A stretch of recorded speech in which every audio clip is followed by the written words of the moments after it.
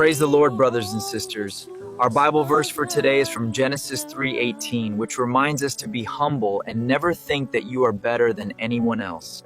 Ang paalala na be humble and never think that you are better than anyone else ay isang mahalagang gabay sa araw-araw na buhay sa mundong puno ng kompetisyon at comparison. Madaling isipin na mas angat tayo sa iba, pero ang tunay na sukatan ng pagkatao ay hindi kung gaano tayo kataas, kundi kung gaano tayo kababa sa pakikitungo sa kapwa.